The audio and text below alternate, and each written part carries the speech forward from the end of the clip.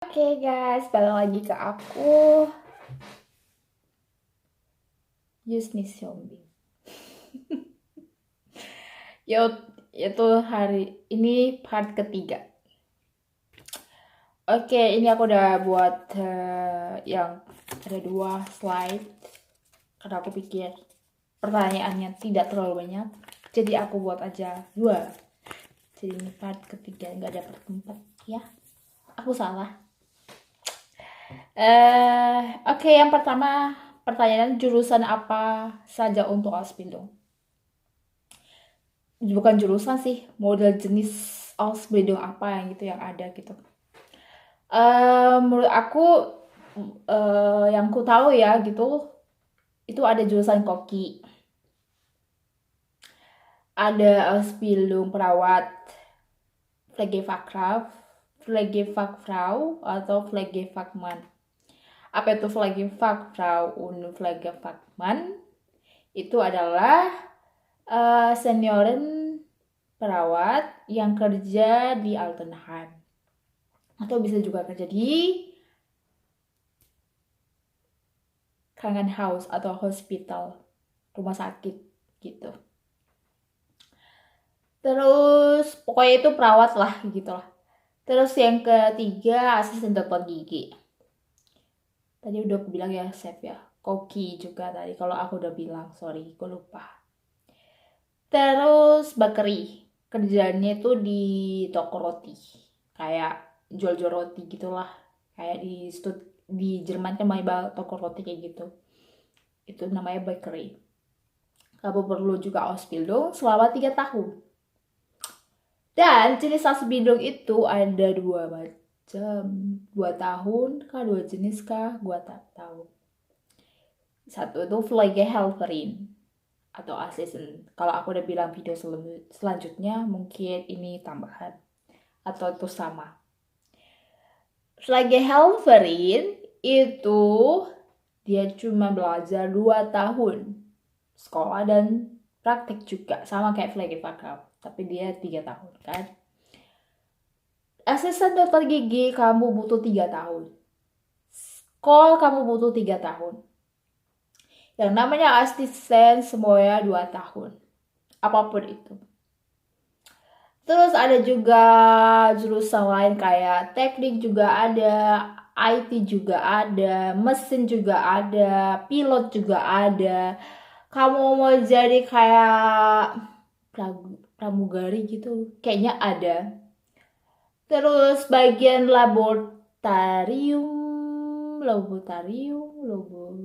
ya itulah gitu, bagian di sains gitu ada.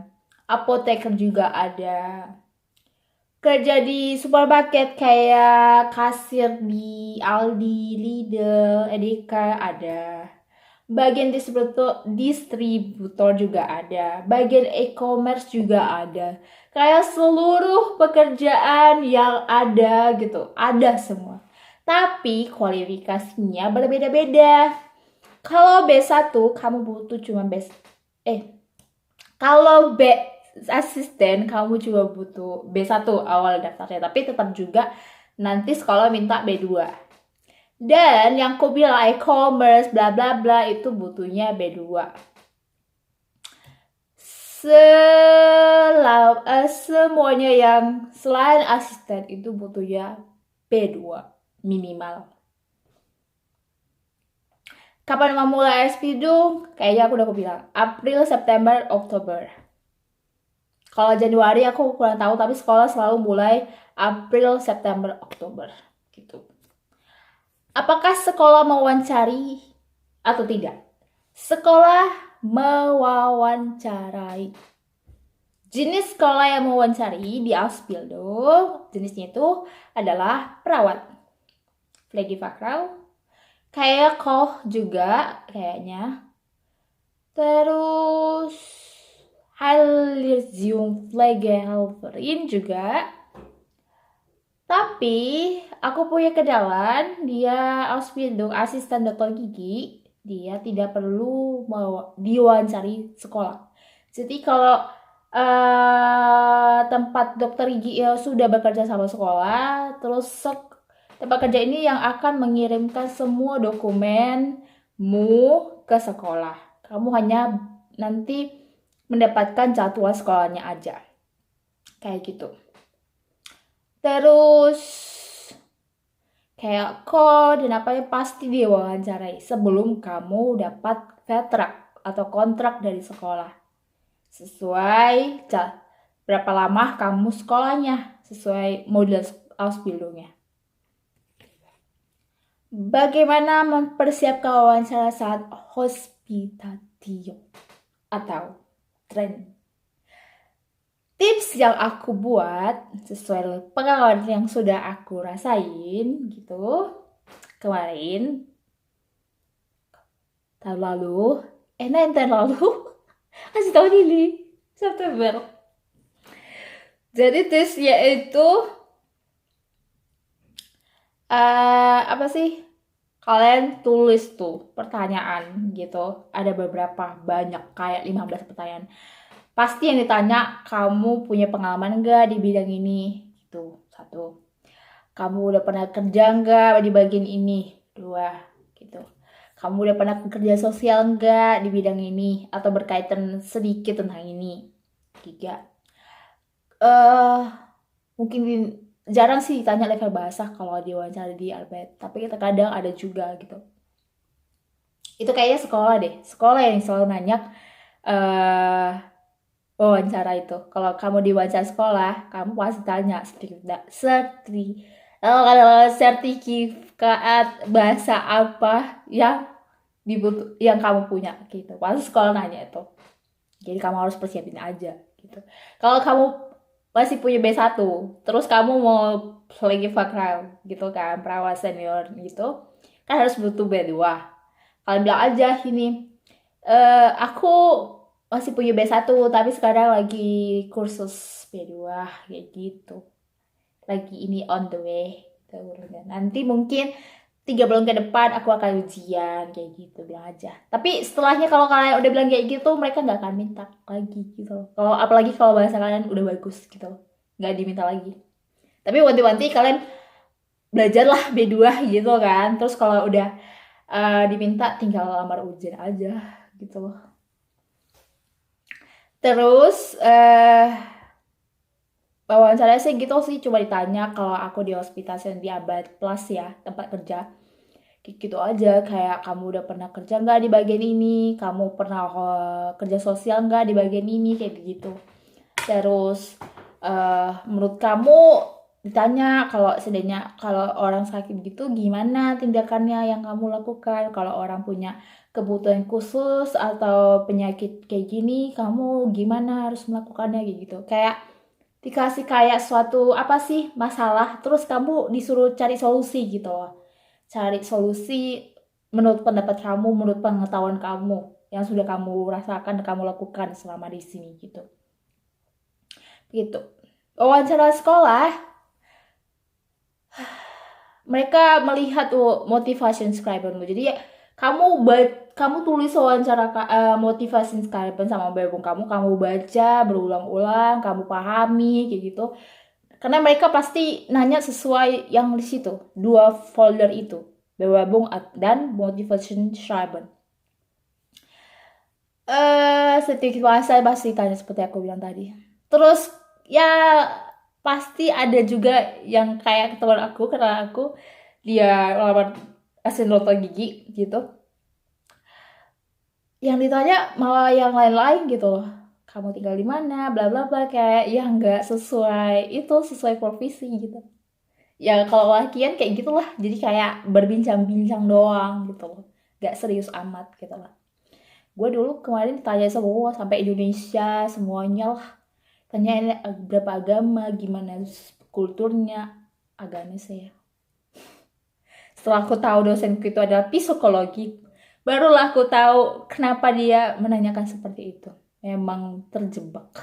Jadi hati-hati ya, jangan sampai terjebak. Cari aman aja, kalau tanya tentang budaya kayak gitu ya jawab aja yang kamu tahu, nggak perlu panjang kali lebar. Gak apa-apa sih, yang penting kamu sedikit tahunya, tapi lebih baik kamu jawab sedikit daripada kamu bilang aku nggak tahu gitu, kayak kamu nggak punya persiapan gitu loh. Terus cara memperpanjang visa aus belum di ABA. Pastinya, apalagi kalau Munchen, Stuttgart itu sangat susah kali dapat termin. Aku bilang sih, aku lagi bukan lagi sih. Kalau menurut aku ya, kamu harus 6 bulan juga bilang kalau kamu mau osbilong. Jadi 3 bulan atau 4 bulan mereka pasti kontak kalau mereka butuh dokumen apa saja yang mereka butuhin untuk buat visa kamu. Terus apa lagi ya? Kamu kirim juga dokumennya apa aja yang pasti apa sih? Paspor, visa, terus foto, terus Vertrag dari Arbeitsplatz, Vertrag dari Schule, terus kontrak wohnung kalian, kayak gitu, wohnung Ausweis, terus Meldebeschenigung dari surat apa? AOK gitu, Krankenversicherung kayak gitu. Terus apa lagi ya? Stoya kayaknya enggak deh. Itu doang. Ya, itu doang. Sama Anerkennung kalian juga harus kalian kirim.